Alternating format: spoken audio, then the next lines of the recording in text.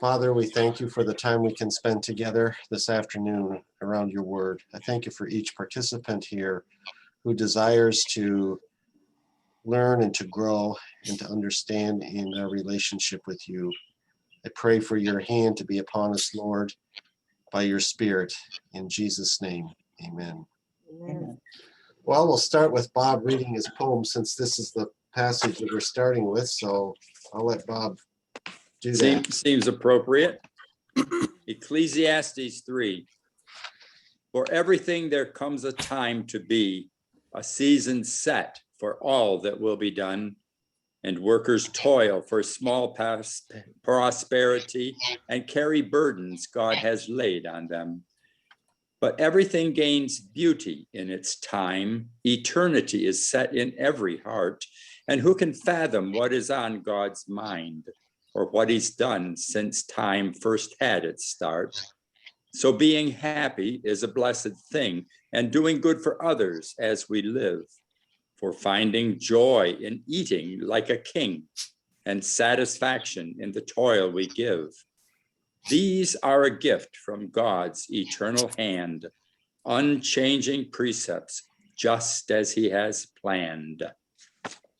Thank you. Yay. Very good.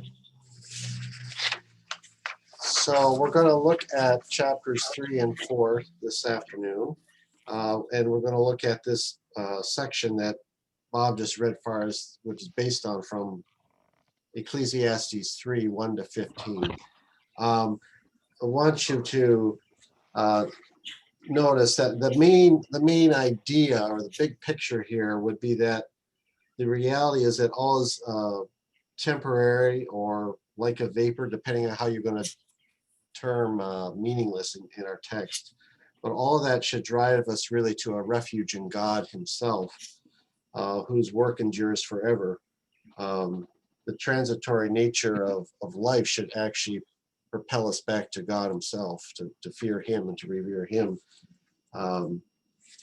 So any thoughts as to how verses 1 through 8 connect with the surrounding chapters?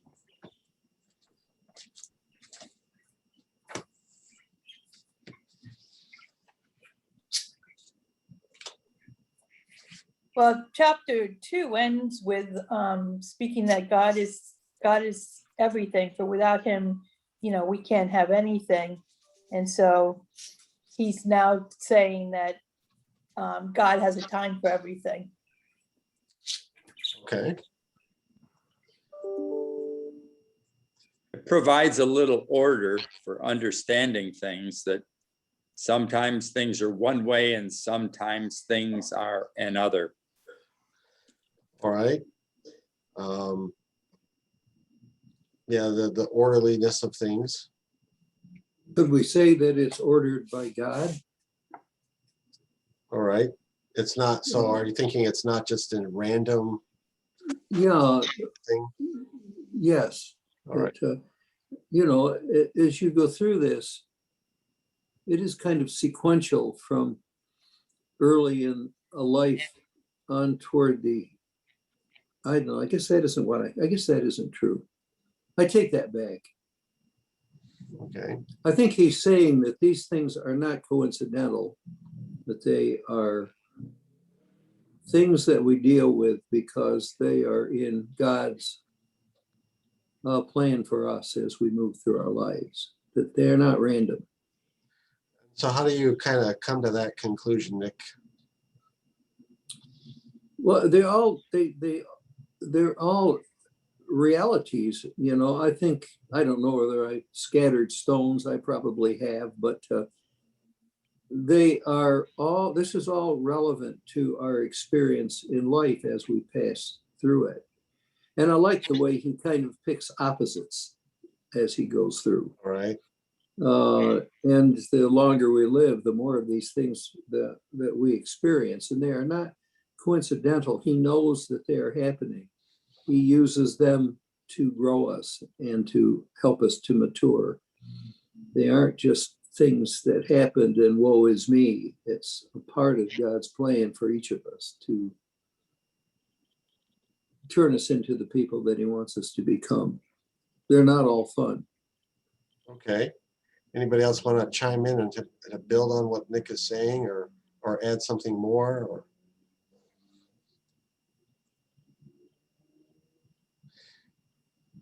so, Nick, you're thinking kind of in the way of just looking at how it's phrased and the opposites, and how things have order in that sense, and how God uses that. Yeah. I think another thing to build on the point you're making would be just the paragraph that follows it, where he talks about the fact that, well, it's interesting that in verse 9, the question is posed, what do workers gain from their toil? I have seen the burden God has laid on the human race. I mean, that just sounds kind of gloomy there, but then it looks like there's a different perspective given in verse 11 and following. Yeah. He has made everything beautiful in its time. Mhm. It seems like that phrase does support the idea, Nick, that you're saying of the orderliness of things, and that God's in charge of all this. And then he goes on to talk about he has set eternity in the human heart, yet no one can fathom what God has done from the beginning to end. There's a sense, well, what do we think the teacher is trying to tell us there, just even in that verse, even the second part of the verse? In verse 11, Yeah.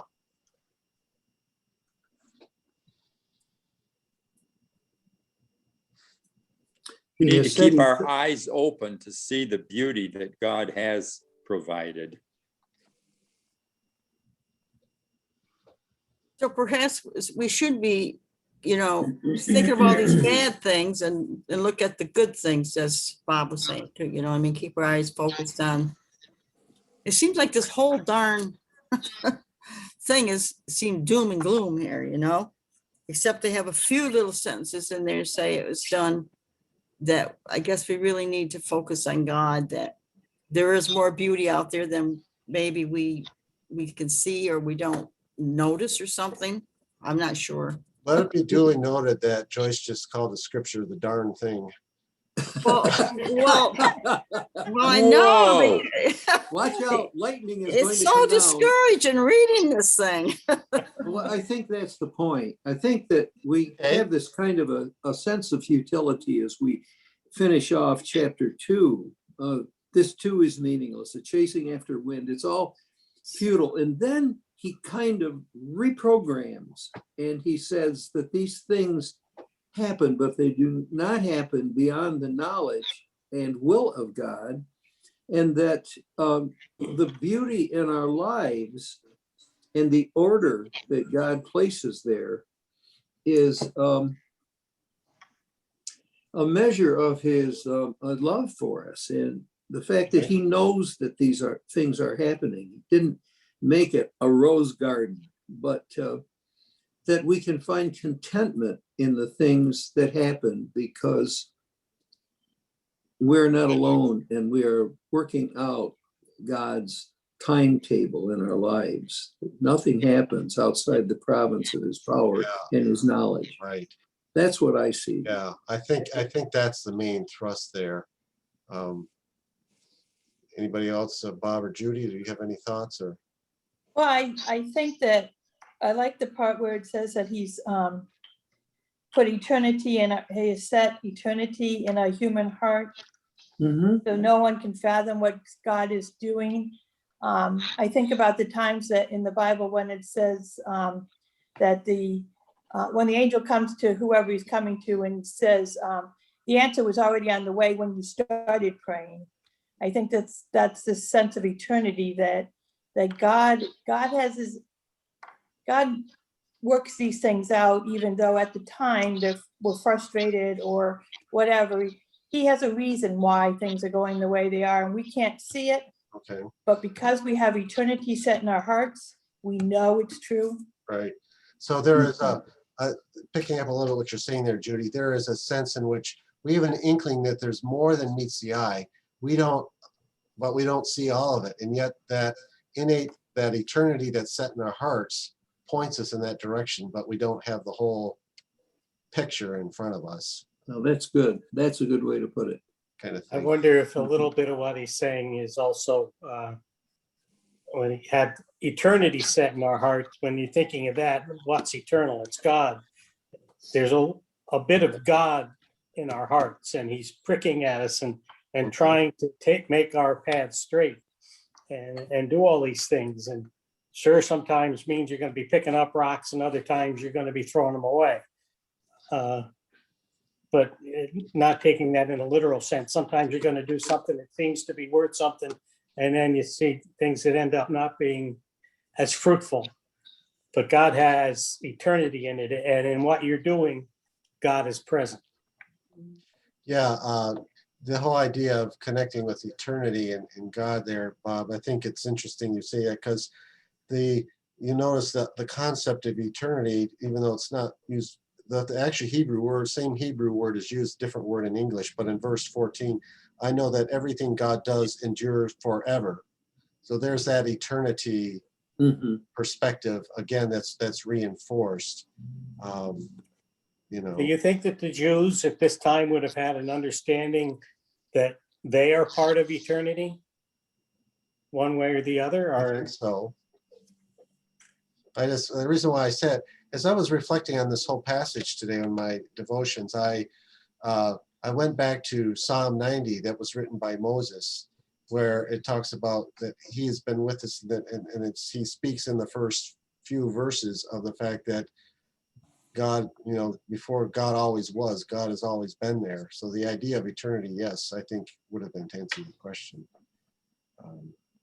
But it's interesting. How do you think we should understand then? So we have verse 11 about him doing everything beautiful in his time, or in its time, and that he sets eternity in our hearts. And then he goes to verse 2 or 12, that I know there is nothing better for people than to be happy and to do good while they live, that each of them may eat and drink and find satisfaction in all their toil. This is the gift of God. How do you think that fits into his flow of thinking or his flow of thought?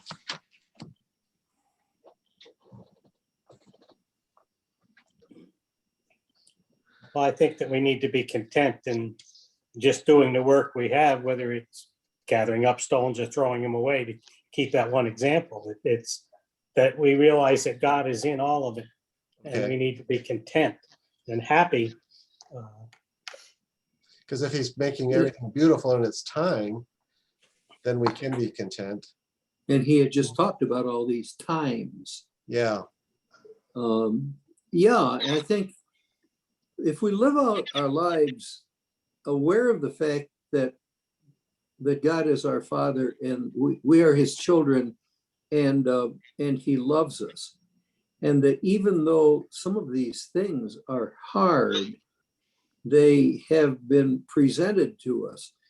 It is part of God's purpose, and we always need to be trying to understand what God is trying to do in us when we meet these various trials. And then he gets to the nice part where, we eat and drink and find satisfaction, and everything is beautiful in its time. This is the happy side of a dad who wants the best for his kids somehow. I mean, I don't know whether I'm saying it right. And then with this constant backdrop of forever, that this is a part of what it's going to be, and it's going to get better as we move into eternity. And we have to remember too that God remembers all it is. In 15, and he's talking about God, whatever is has already been, and whatever will be has been before. God will call the past to account. God remembers what we've done and how we've done it, and we're not going to get away with anything. Okay. Darn. I find it currently a bit disturbing when it says we find satisfaction in our toil, and yet it seems like to merely give people money for not working cuts this off, the scriptural admonition. I think it's worrisome. Okay, sure. And we'll pick up on that toil concept in just a minute or so. One more thing I'll just say about this section is one commentator mentioned the fact of particularly that poem in verses 1 through 8. He says it's kind of like, who would imagine the day when I would do such and such kind of effect, and we all can think of that in our own lives when we've gone through certain seasons or phases, and we never would have thought things would have orchestrated or come together the way they do. Which verse are you referring to? He's talking collectively, right? Yeah, kind of this whole section, Bob, but in particular verses 1 through 8, but I think we could say the entire section, verses 1 through 15, because I think verses 9 through 15 really help us to understand verses 1 through 8, the effect of the poem. So anything else you wanted to say about these 15 verses before we move on? That just the ability to taste and to have the sense of togetherness when you are eating together and these things, it's a gift from God. I think that's a wonderful perspective. Okay. Yeah, and I'll actually want to contrast that verse 13, with another verse in several minutes here. So the next section really is the remainder of our passage for today, which is verse 16 all the way to the end of chapter 4. And the big picture here really is that the injustice of the world is a powerful reminder that all people are bent to their own desires and goals, thinking of nothing but their own gains. And we'll see that as we work our way through it. So people experience injustice and wickedness according to what we see in verse 16. But then you notice verse 17. How does verse 17 put verse 16 into the right frame of mind or the right perspective? Well, even though there is injustice, he's talking about injustice in verse 16. I saw something else under the sun. In the place of judgment, wickedness was there. In the place of justice, wickedness was there. That is not good. But in verse 17, he goes on to say that I see the wickedness too, and I will deal with it. So kind of, God will bring judgment on both the righteous and the wicked. And there will be a time for every activity, a time for every deed. Nothing escapes the gaze of God. Okay. And wickedness is a part of our lives. But he's reassuring us that although it is there, it won't be forever and it will be dealt with. Even if we can't deal, we're powerless. We're so often powerless to deal with it. In the place of justice, if there's wickedness, what can we do about it? In the place of judgment, if there's wickedness, we become the victims. We're powerless. But Right. God is not powerless. I think Right. that's what he's saying. Sure. Yeah, I agree. Barb, were you going to? I think this is the transition verse in 17 that is saying that all this is not meaningless Okay. because God will bring to judgment both. So Sure. 1 through 8 is talking about both. Like there's a time to kill and there's a time to heal. There's a time Positive to and tear negative. down. Yeah. And now he's saying, God will, don't worry, you may see the wickedness out there, but God's going to judge both the wicked and the righteous. So Yeah. And the other there's thing, Barb, balance in everything. Barb, I would to piggyback a little bit on what you're saying, is it looks like what he says in verse 17 gives us a clue or a hint of what he's going to say at the very conclusion of the book. Right. Because in chapter 12, verse 14, for God will bring every deed into judgment, including every hidden thing, whether good or evil. That's the same notion as Concept. Proverbs. So Yeah. it looks, that's the very last verse of Chapter 12 and Ecclesiastes. 14. Yeah, chapter 12, verse 14. So it looks like he's already giving us a hint, pushing us in that direction, which I think is a lot more what you're just Yeah, it's mentioning. a transitional to what he's Yeah. gonna get to. Right. Yep, yep. So verses 18 to 20, he compares human beings to being just like animals. What do we mean by that in verses 18 to 22? I don't completely agree with him. Okay, we want to talk. Well, Chris, Chris, bad. Nick, I want to explore that a little bit. Okay. Yeah, because in the verse before, or the two verses before, he talks about God bringing judgment. But down here, I mean, he just talks about them dying dust to dust, but men are different from animals because there is a judgment. Okay. And Okay, go ahead, Phil. Go ahead. I think, the question is, just to give the flow of thought, like let's see, is it verse 20? Verse 21. Who knows if the human spirit rises upward and if the spirit of an animal goes down into the earth? In other words, the question is, who knows whether or not there is a difference between the animal and the human being, far as, is there something more beyond death? And it looks like here the answer is, well, I don't know. Verse 22, so I saw that there is nothing better for a person than to enjoy their work, because that is their lot. For who can bring them to see what will happen after them? So it gives us that pessimistic outlook, and Joyce is so discouraged she left us on it. So. I was just going to say that he picked. Can't hear you, Joyce. He picked No, my phone comparisons. rang and it was my daughter. I had to just Oh, quickly answer it to let her know that you're interrupting my meeting. Go ahead. Well, Go ahead, Nick. so I was just thinking that, he picked the fact that the dust to dust idea, that they die and we die and so on. But he did not compare us from the standpoint of our intellect and our spiritual awareness. That is a way in which we are not like the other animals. God has I think bestowed he did. a I think good. he did, Nick. Well, I've had dogs and border collies, which are PhD dogs, but they're not as smart as me. And I think they have no sense of the spiritual. That is what I was heading toward.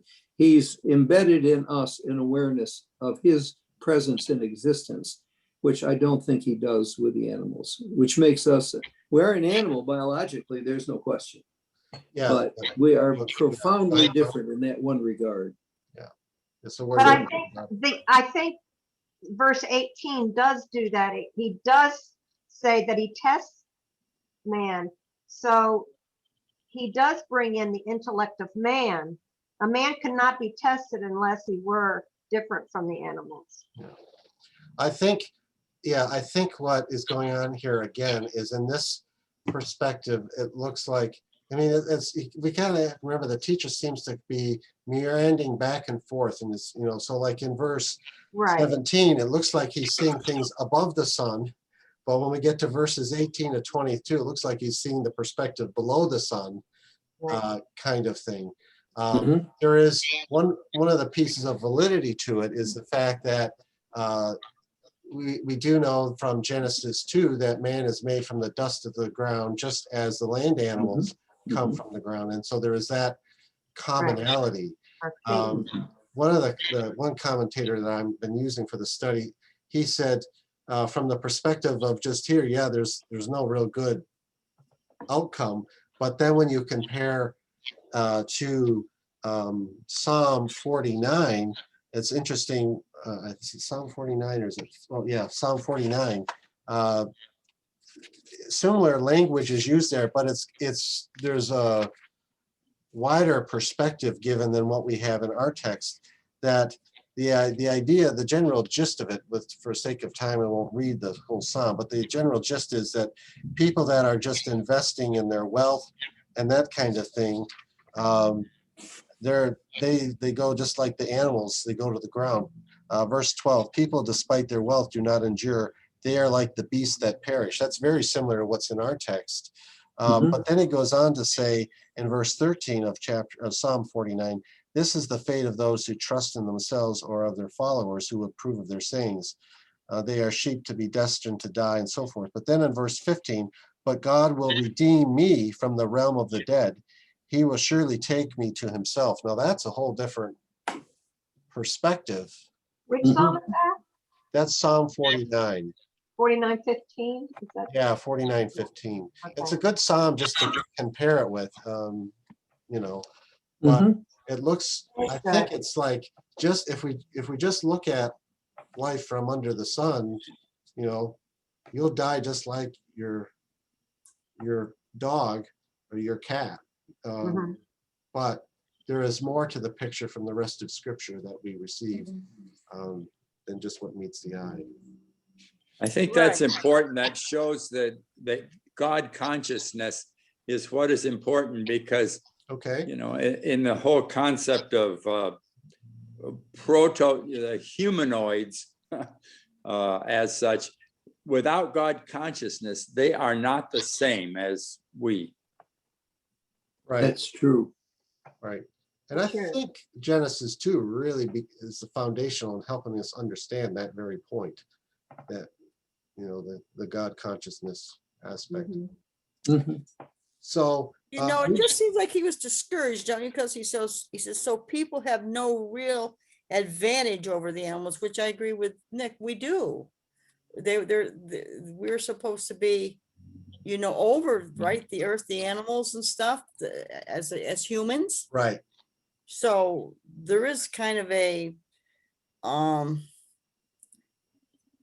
well, one thing says one thing, you go another place, it says something else. I think in this Ecclesiastes, I think he just had a bad day. He was writing about this. He was just so discouraged because we do have a better perspective here or something. I'm going to go home and eat worms, right? Yeah.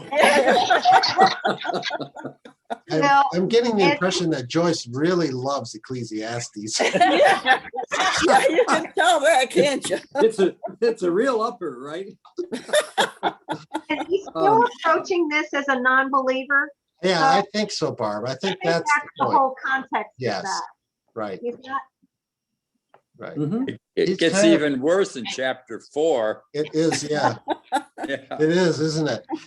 yeah, he said that those would be better off dead. Than Mhm. living. Well, there's some truth to that. You think about it.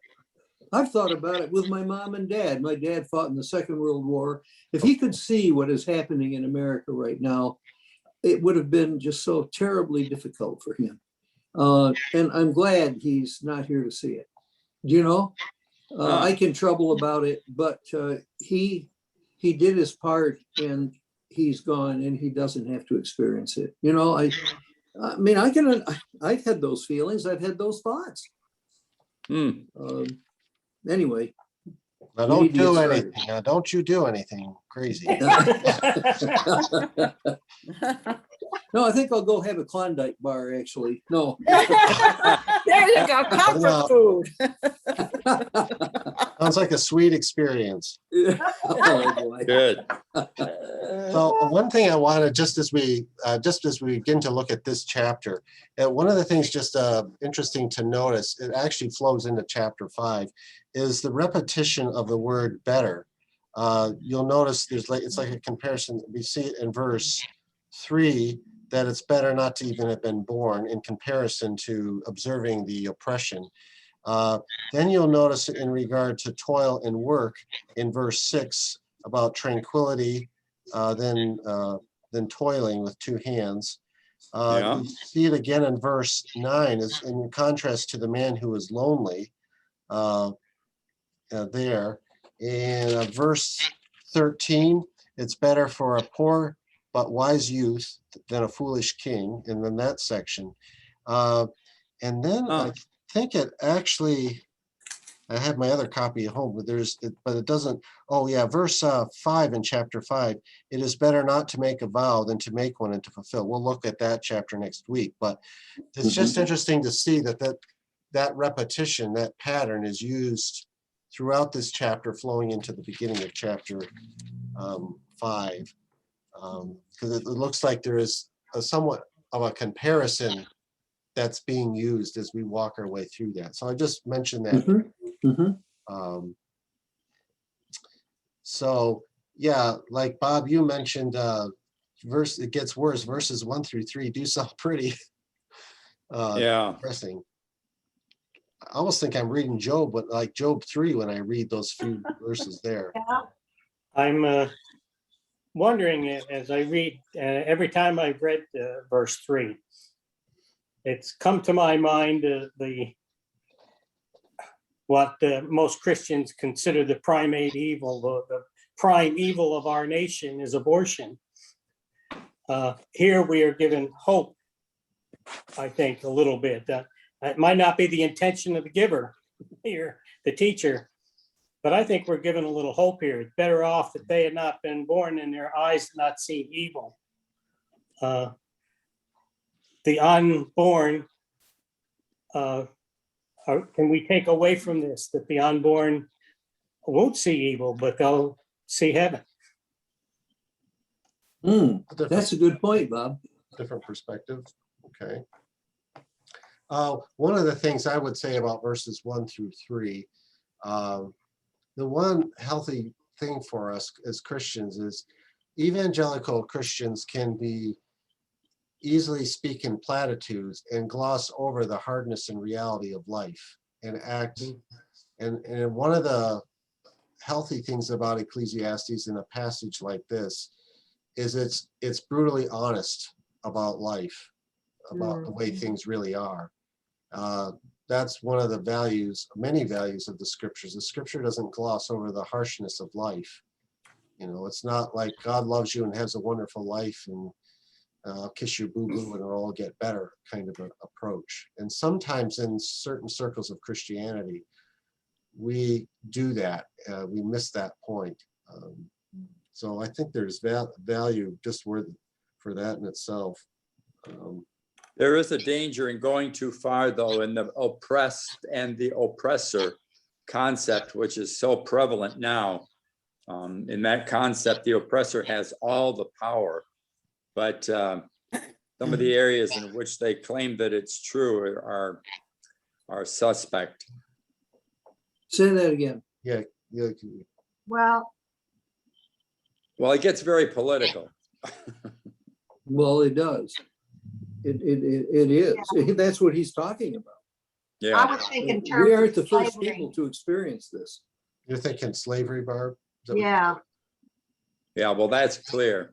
and also domination, like conquering oppressors like Rome was. That, Right, and we can look whether, we see elements in our own country or easily look at other countries and see how this plays out. I think the other thing, though, I would just go back and mention in verse 1, again, I looked and saw all the oppression that was taking place under the sun. So notice again, that's our frame of reference here. Just seeing it from that perspective. all the oppression, yeah. So moving on to verses 4 through 6. Tell me how the teacher in these few verses views toil and work.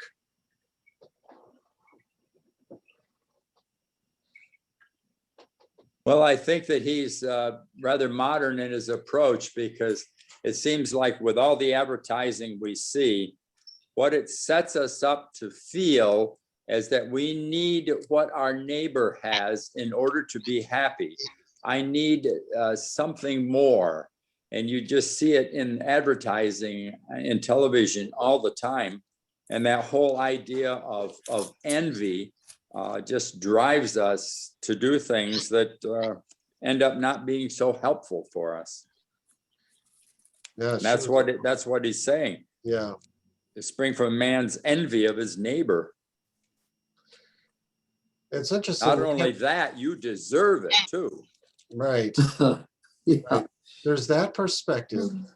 And then there's it seems like he takes that perspective on toiling just so that I can get what I don't have that my neighbor has, that aspect. And then it seems he goes to but the other perspective of laziness is equally bad. Mhm. Notice Mhm. that in the Right. next verse where he says, Fools fold their ruin- hands and ruin themselves. That's verse 5, which reminds us of Yeah, what we I would will. read in Proverbs about laziness. Verse 6 shows the balance Right. required. Right. How does verse 6 help us have toil and work then in the proper perspective?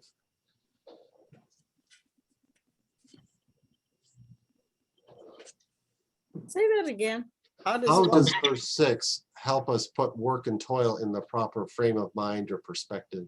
I think he's saying that work should never become an end in itself. That we have to be able to work to a reasonable point of satisfaction, even though we haven't finished the task.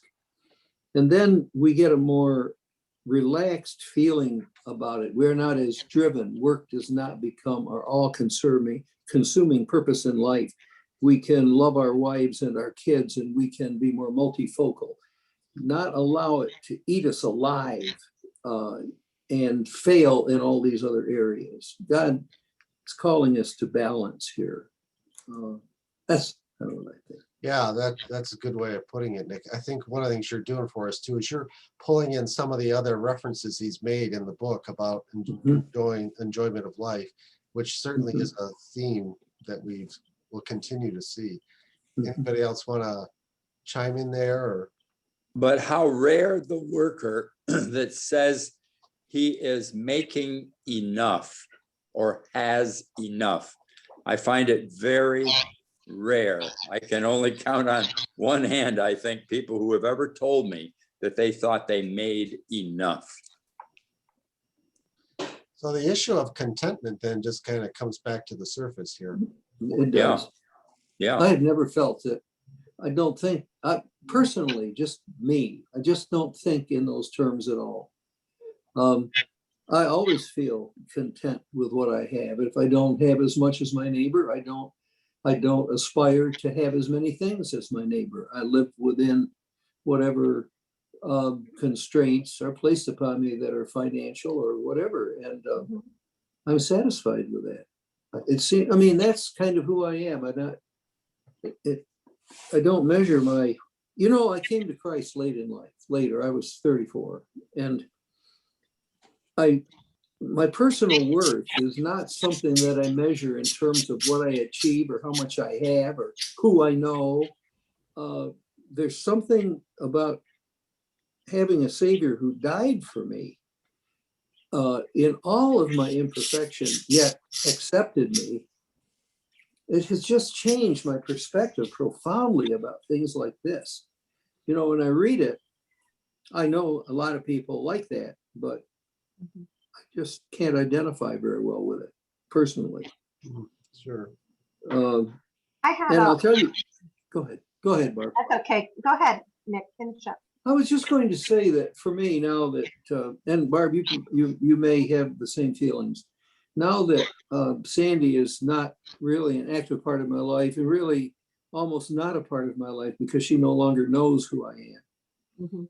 As I look back through my years sitting here in this kitchen in this old house that we bought in 1967, my main motivation in life has always been to please my wife and to make her happy by providing things that she needed. And I feel now that she's not there, there's this kind of emptiness that, because I don't think about obtaining things for myself. I never did. I always thought about doing things for her. And now she's not here. And I've kind of like lost about what do I do now, sort of thing. Do you know what I mean? I'm struggling with it. It's kind of it's made me sit and fold my hands a lot of the time. 'Cause Oh, no it's idleness. not good. I'm becoming a sluggard. But anyway, let's go. We can go on. This stuff gets me thinking, I'll tell you. Yeah, I Well, think that's the I value. was looking at Proverbs 30. One of the references that it gives for that verse.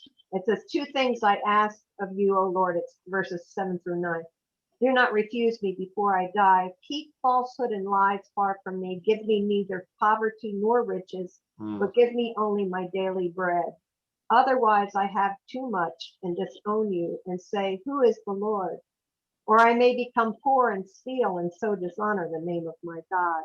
Mm, So, I thought that was pretty strong there, you know. And when it you is. look at the prayer that Jesus gave the disciples, it gives me a whole new look on give us this day our daily bread. Right. You know, don't give me too much, don't give me too little. Right. Right. Let me be content and not envy others. And Mhm. Yeah, that's all good, good input and good ideas. Moving on, however, verse 7 and following, again, I saw something meaningless under the sun, and then he begins to talk about the guy who's alone because he works too much. So Right. what kind of a person is pictured in verse 8? Workaholic. Workaholic, right? Yeah. That's it. I like it. That is true. He lives for himself.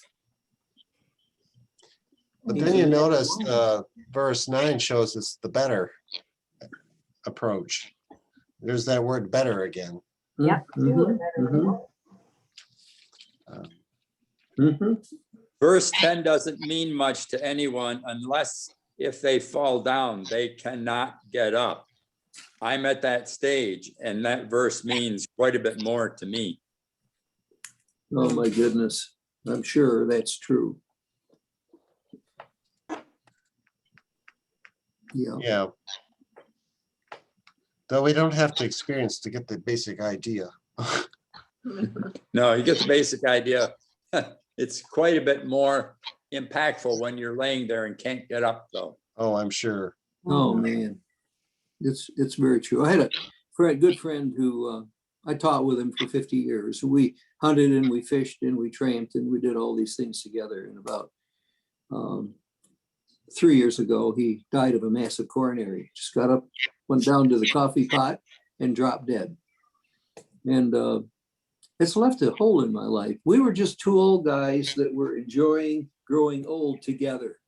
We'd go trout fishing together. If one of us got stuck on climbing a bank, the other guy had to, put a hand down.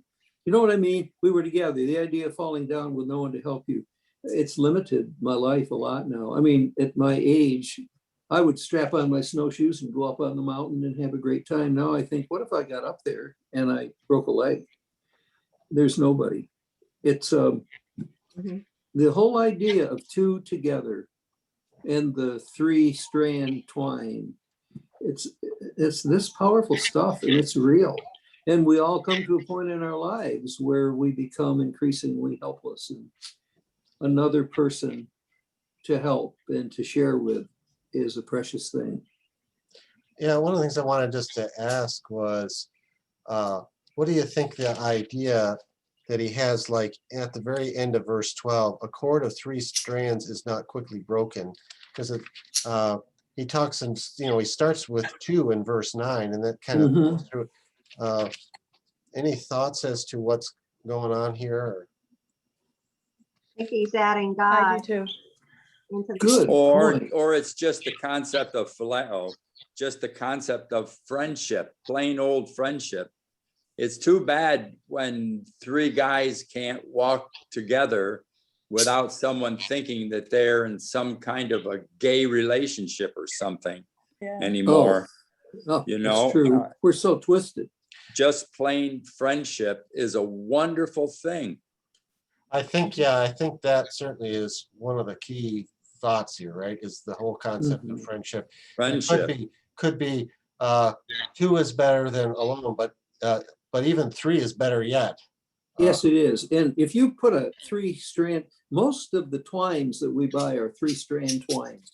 Even if it's inch thick Okay. polyester rope, it's 3 strands. And if you put it under a tremendous stretch and one of those strands breaks, you still have got a lot of strength with the 2 that remain. It's even superior to having 2 people. So I agree with Bob. It's 3 is better than 2. That's why we have 3 pastors. So Okay. Proud of that. There you go. Boy. Our Father, Son, and Holy Spirit. and each of us only has 1 hair, so there's a strand for each of us. Oh, okay, that's it, yeah. Don't get into a fight, guys. I wasn't sure Jared had any hair at this point. Well, that's true. He shaved the little he had off, didn't he? Yeah. Well, he's got it down here. It Oh, sure does. But you know, I was thinking about that though, the difference between serving on a team here versus being a pastor all by yourself. There is a dramatic, so that would illustrate it. One, again, the same commentator, he actually thought, and I'm not sure that this is what it means, but he thought it could even refer to marriage, and the third chord could actually be children. I don't know. Oh dear. I don't know if I want to add children to my cord.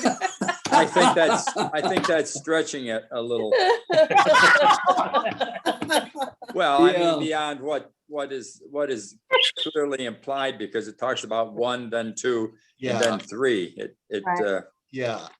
I agree. doesn't ever expand into That's why I kind of Children. threw it out there, but I wasn't fully convinced myself. Oh, no. good. I got to tell you something, guys. You're talking, this is off the subject, but it's got to do with the bald head and the beard. We had a fellow named Dave Stoy, who was a junior high teacher in science. He was a great guy. And he was bald all his life. He had the shiny head, and he had a big beard. And we were at a faculty meeting one afternoon, and it was awful. It was about 4 o'clock. It was almost dark outdoors. It was gloomy. And nobody wanted to be there. We were all just enduring the meeting. And Charlie sitting next to me had a wry sense of humor. Well, we looked across the room, and there was Dave sitting under a fluorescent light, and the top of his head was just shining out of the darkness. He nudges him and he said, "Look at Stoy over there." I said, "Okay." He said, "Looks like he's got his head on. Looks like he's got his head on upside down."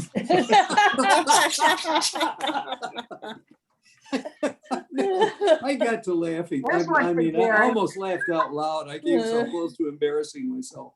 This struck me so, but just what I needed at the height of that boring meeting. Anyhow, okay, let's go on. Boring meeting.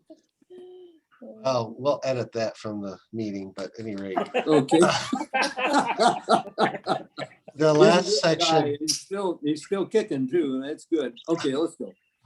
So the last section here is about a young person who's actually better than an older foolish king.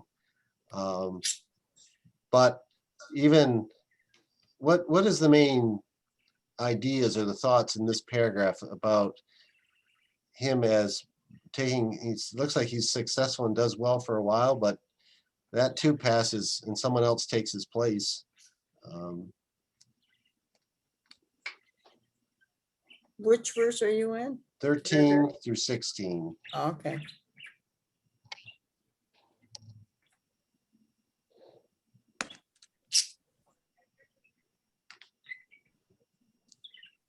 Yeah, I wasn't sure I understood this.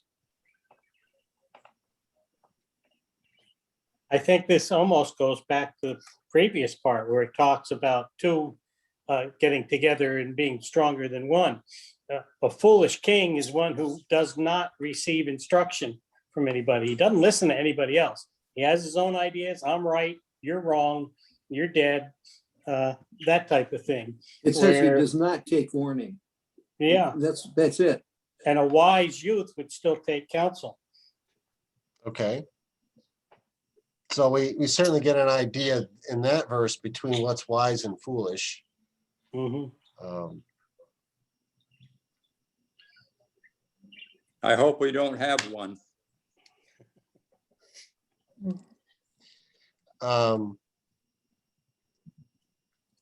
The other interesting thing is the temporariness of it. And even if that's so, it says, verse 16, there was Yeah, no end to all the people who were before him, but those who came later were not pleased with the successor. This too is meaningless. In other words, even he runs out of steam eventually. young guy. Yeah, Yeah. Right. Again, just showing that nothing is permanent in this earth. You know, Mhm. how significant a leader or ruler may be, no matter how good they may be, that too will pass in time. it's true. It's true. I think we all, whether it's the Peter principle or whatever, I think we have our time of ultra effectiveness, and it's easy for us to go beyond. I know when I retired, I wanted to leave while I was still at the top of my game, because it's easy to stay too long. It gets too comfortable. You think you understand everything, and you just feel nobody can do it as well as you can. Of course, that's a myth. But and so, yeah, I mean, it was interesting that this, Yeah. even if this kid came from prison to the kingship, it said. You know what this Or- reminded me? It reminded me a little bit of Joseph in Genesis, where Yeah. he's a Yeah. young guy that comes to the throne, and certainly he did have incredible success in his administration. But then you turn the page to Exodus 1, and the King Pharaoh did not know who this Joseph was whatsoever. Right. Yeah. Isn't it true? It isn't. It's so true. It's kind of like throwing a. Generational. Go ahead. It's generational. You know, the youth are always going to challenge the old people. You know, their ideas are better because they're more progressive. We've become antiquated, and so they don't want to listen. It's very But that's true. not the point of this text. The point is talking about an old foolish king versus a young wise person. So it's not just perception of young and old. But it's saying that the success, they're not. I was getting that, but those who came later were not pleased with the successor. So Right. Well, that's true. I mean, those that came later are youth who are looking at this person as an older person now. yeah. They're not happy with them. Right. And I think we lose our effectiveness. I think about Hitler. When he was on the rise, he, from the standpoint of engineering this war that just about engulfed all of Europe and almost conquered it, he made a lot of good decisions. But toward the end, he started making bad decisions, particularly with regard to going into Russia and trying to conquer Russia.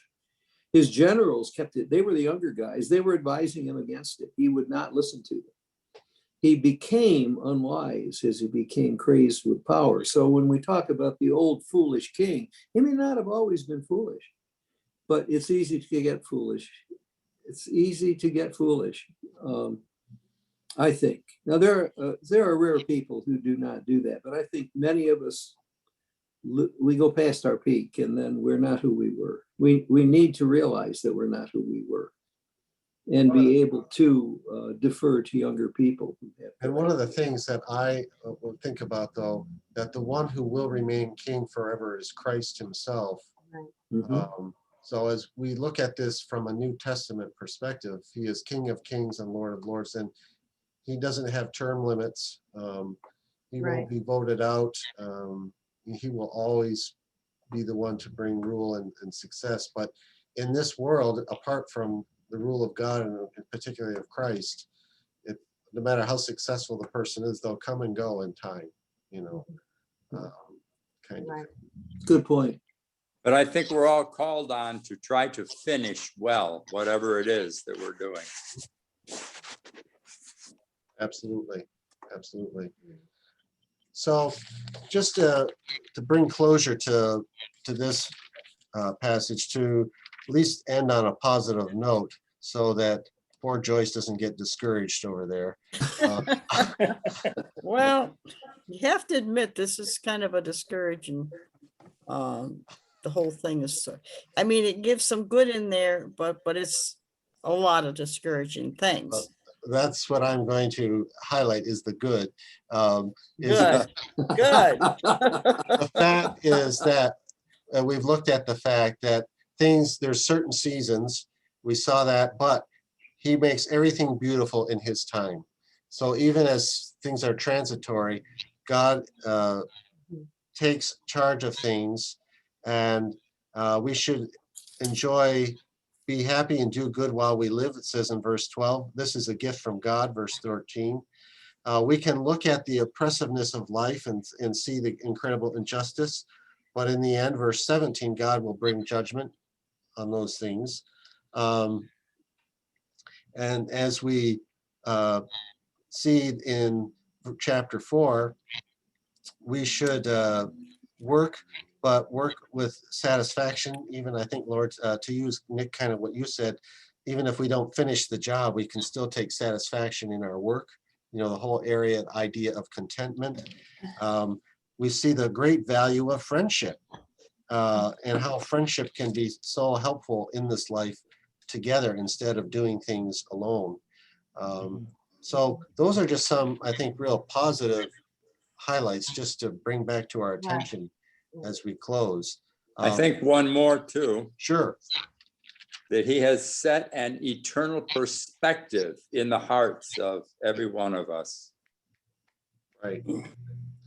And a couple of reasons for me to emphasize those things. One is just to end on a positive note. But two, it's important that we don't just see Ecclesiastes as negative, because that isn't really true. The more you read through Ecclesiastes and read it reflectively, the more you'll see those aspects of it. Part of it, the effect is that I think the teacher is trying to jar us a bit, to be honest with life and to make sure we're putting our values in the right thing. Everything, like, again, is meaningless or like chasing after the wind. The idea is if we're just grabbing for what's here in this life, you can't grab a hold of it no matter what. The only one you can grab a hold of is God himself. That's going to last forever, and put your trust there, even if you don't understand everything that's going on in this crazy world. That part I can see in there, you know, even though it's discouraging, I can see the parts where it points to God, that he's Sure. the ultimate. I'm glad we're doing this book. This is great, Phil. And it's a great study. By the way, I don't see how anyone could think that anyone but Solomon wrote this book. There seem to be so many evidences that, to me, that only Solomon could have written the things that he wrote. You know that he had everything anyone could ever have. I mean, there are just so many things that we know about his life that tend to show up in his writings here. I can't imagine anyone but Solomon wrote it. I mean, there are places it's like you're reading Proverbs. It's the same writer, the same style. Certainly is a possibility it was him. Yeah. You know, the one thing that stood out to me in this with today, this really stood out. The injustices of life. It says, I also noticed that what's happening today, that under the sun, there's evil in the courtroom. Yes. And this is way back when he wrote this. Yes, even the courts of law are corrupt, and how much corruption that we see today. And I said to myself, in due season, God will judge everyone, both good and bad, for all their deeds. But it kind of, this is written way back, right? And yet, Well, like he said, it's over and over. It's going to happen. And today, wow, I'm like, yeah, it's kind of true that it's a continual thing that's going to happen. he said there's nothing new under the sun. That's right. And it shows you that there isn't. So next week we'll do chapters 5, 6, and 7. Oh, boy. Whoa, 7, huh? big one. Ooh. 5, 6, and 7. 7 goes right off the page. Let's Just see. breathe in. Oh, calmly. that's a bruiser. You sure you want to do that? Just breathe in calmly. You can do this. You're smart people. That's what you think. Yeah. Okay. I didn't assign you Psalm 1 to 150. So You're a Or good guy, just Bill. 119. yeah. Oh, I could have done that. Yeah. Yeah, right? Well, Alice will be back next week. She'll help us through. Oh, Good. Let her do- Good. Yeah, she Good. has good questions. Tell her Observations. we missed her. All yes. right. Yes. Yeah. Good to see everybody. Thanks, Phil. It's All good right. study. Take care. Thank you. Right. And See you next you. week. We'll see you. Bye-bye. Bye-bye. Bye now.